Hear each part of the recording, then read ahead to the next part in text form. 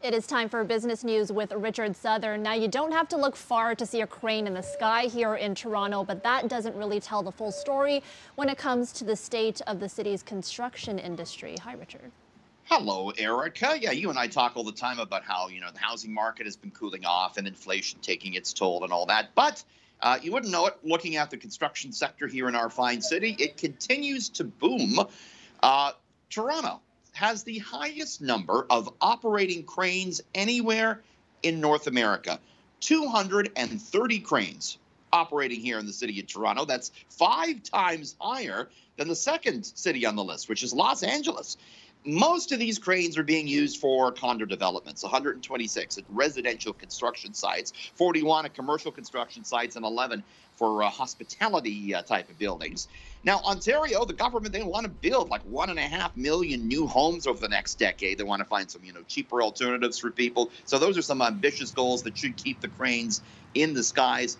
They're going to need to change some of the regulations, Erica, to get those homes built. And we're actually expecting a big announcement from the housing minister next Tuesday on what the government's plan is on housing. So we'll certainly bring you that next week. All right. Via Rail is running longer trains on many routes, but it's not necessarily due to passenger growth.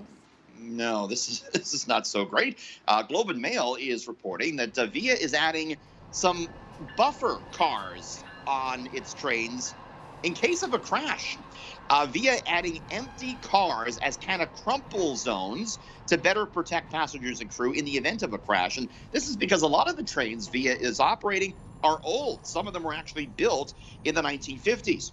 Now, the Globe reports that due to these extra cars, Via has let some passengers know that some routes no longer will be able to allow you to transport your animals because the baggage car, the passenger car, will be separated by one of these so-called buffer cars.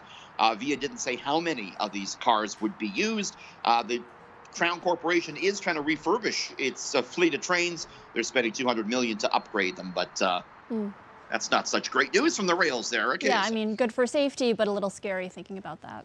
Okay. Sure. Finally, Italians are proud of their pasta, and apparently they're even willing to go to court to prove it, Richard. Yeah. I'm willing to bet you might have used this brand of pasta in one of your recent pasta nights, Erica. Barilla pasta, very popular. You see it in the grocery store. It's billed, there it is there. It's billed as Italy's #1 brand of pasta, but it's being sued because it isn't actually made in Italy. There's a class action U.S. lawsuit accusing the company of misrepresenting and misleading consumers to believe that the pasta is made in Italy when in actual fact, Barilla pasta is made in Iowa and in New York. Now, they're asking the court to stop the company from using Italy's likeness in its marketing, but they're also seeking monetary compensation, claiming they overpaid for pasta they thought was Italian. Now, the company, for its part, says, hey, Barilla did originate in Italy, but now is trademarked in Illinois, and they say, oh, the marketing is meant to invoke the company's Italian roots, not to mislead anyone. I like my pasta from a can, Mr. Chef Boyardee, that's what I like. We got to upgrade you, Richard. We got to upgrade you. Okay. Much to learn. Much to learn.